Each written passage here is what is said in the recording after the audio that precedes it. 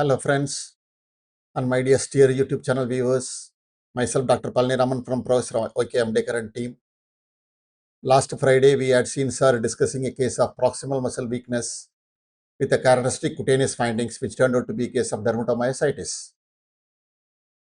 We all know dermatomyositis is a very rare autoimmune condition affecting the skin and the muscles.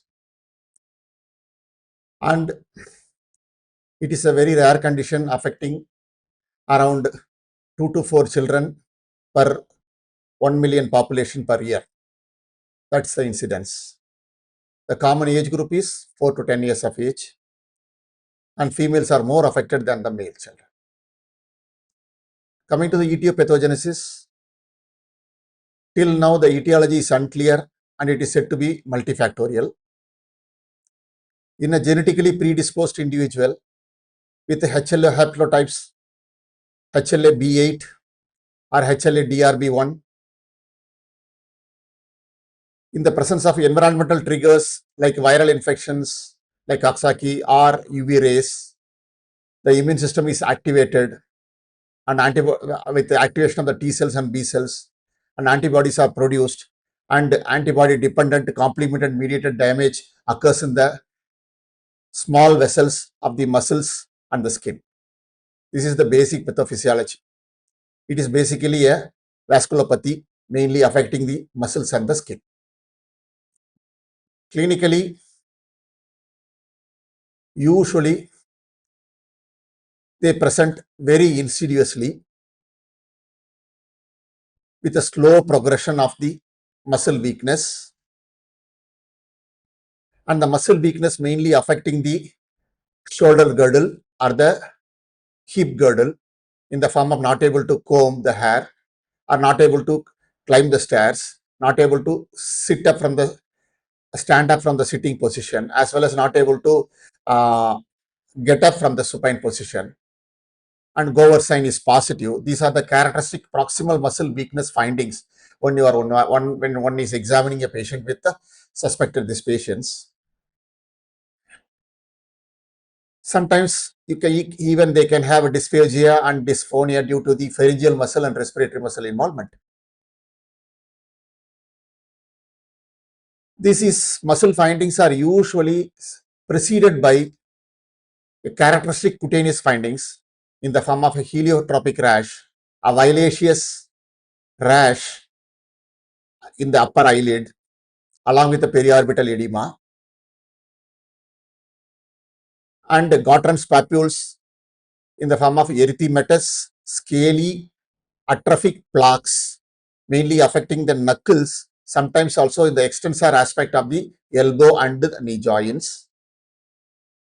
And the third one is the photosensitive rash, mainly in the neck or the anterior chest, and sometimes extending into the upper back, and finally looking in the form of shawl sign.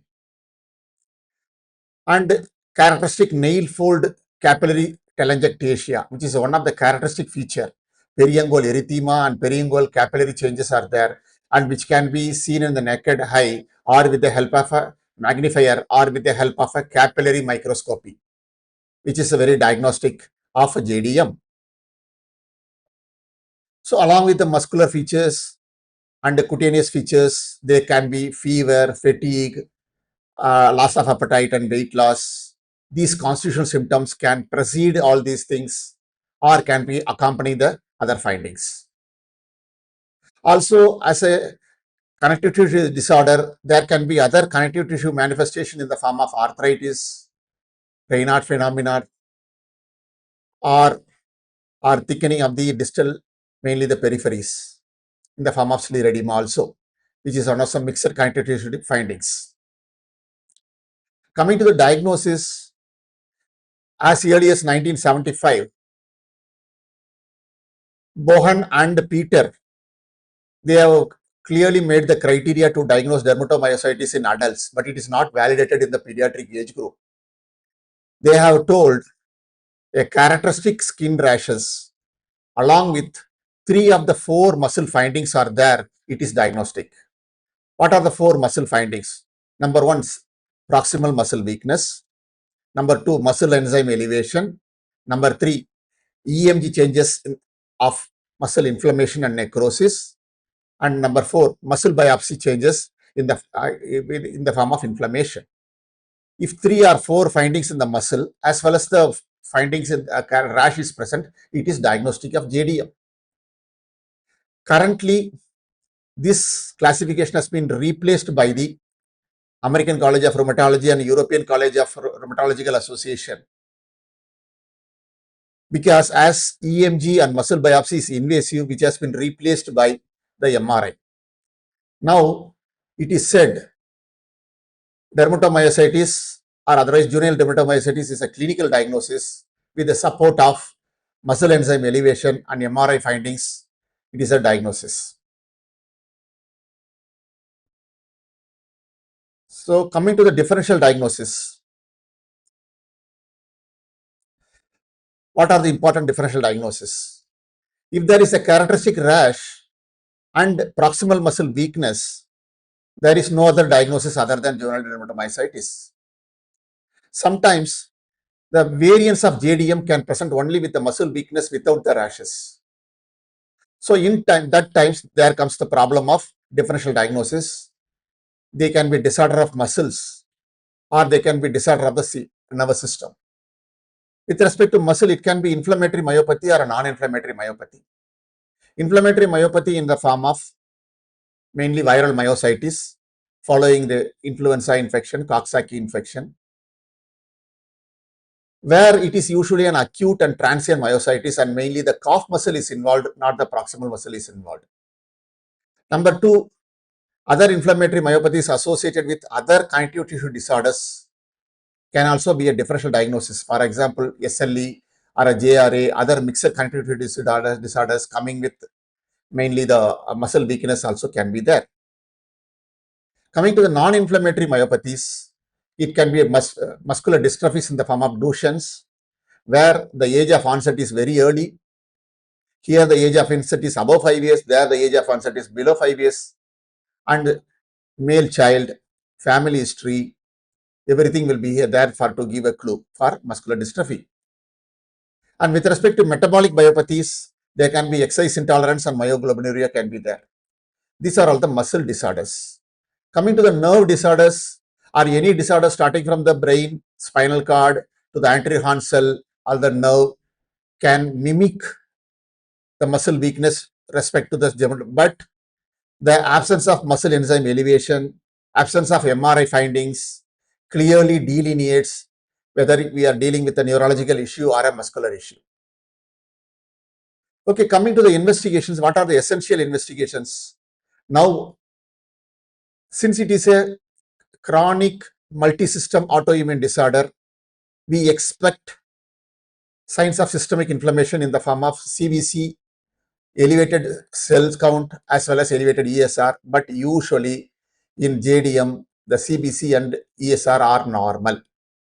Coming to the muscle inflammation, 2 investigations are important. One is muscle enzymes, mainly the CPK level, aldolase, LDH, SGOT, SGPT, all are raised. Sometimes it can be normal with the clinical feature of JDM. And second investigation is a MRI, whole body MRI or MRI mainly around the hip muscles or proximal muscles or the shoulder girdle muscles or neck muscles. We can see the edema as well as the inflammation. So with the characteristic clinical findings and muscle enzymes and MRI findings, the diagnosis is made, almost made. Sometimes in inconclusive cases, muscle biopsy is the gold standard, which shows signs of inflammation and necrosis. Coming to the management, it is a chronically morbid disorder with a lot of mortality before the around 1/3 of the children died before the onset of the specific management like steroids nowadays. It is so immunosuppression is the mainstay of treatment. Number 1 is the steroids, either oral steroids or IV steroids depending upon the severity of the disorder. If the disorder is very severe in the form of a cutaneous ulcers, like severe weakness and GI manifestation, naturally you should go for IV methylprednisolone, or otherwise a mild to moderate disease you can start with the oral prednisolone for a period of 6 weeks and followed by tapering. But nowadays, steroid sparing agents or disease modifying agents, methotrexate is mainly added as a management strategy for the mild to moderate diseases. But in case of severe cases, in a refractory cases, IV immunoglobulin is used, or rituximab is used, or the other that is cyclophosphamide or cyclosporin or mycophenolate. All the agents are immunosuppressive agents are used, but particularly with respect to refractory cases, they are all used. Coming to the skin rashes, mainly hydroxychloroquine is used, and avoidance of sun exposure and avoidance making of mainly highly sun protective factor sunscreens are very important, along with the physiotherapy and occupational therapy, because to prevent the contractures are very important, along with the calcium and vitamin D supplementation. So these are all the management in essence. Mainly immunosuppressive therapy is the mainstay of treatment. Early diagnosis and aggressive therapy is the mainstay. Kindly involve a rheumatologist who is familiar with this diagnosis, since it is a rare disorder. And going to the complications, the most important complication is the calcinosis, which is nothing but a calcium deposits in the subcutaneous tissue and muscle, and mainly causing a painful nodules, painful ulcers, and discharge, white cheesy material coming out. It occurs in around 1/3 of the cases. It is a very morbid complication. The other complication, depending upon the GI vasculitis, going in for bleeding and perforation, as well as the lung involvement leading to interstitial lung diseases. And sometimes the complication can be secondary to the steroid thing. So these are the complications. Coming to the prognosis, in case of prognosis, mainly the earlier the treatment, the better the prognosis. Nowadays, around 78% of the cases, by the end of 7 years, they completely come around with a very minimal residual thing. Around 25% of the cases, they go for the chronicity. So only the prognosis also, they can be divided into, they have a monocyclic course where they respond very well to the treatment and they completely recover, or they go for polycyclic course where they repeated relapses and remissions can occur, but where the recovery is very difficult.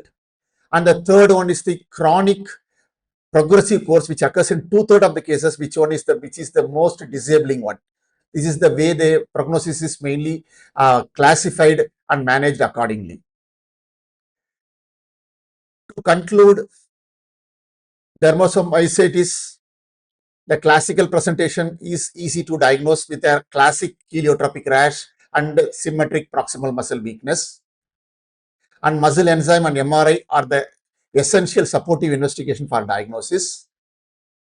But when it is inconclusive, we have to go for muscle biopsy. And aggressive immunosuppressive management is the mainstay of management, along with the supportive managements. Nowadays, the treatment outcome is like in the West, we are having a very good prognosis in the hands of a good rheumatologist and a multidisciplinary team. Thank you very much. Don't miss the new case discussion series by the STEER team.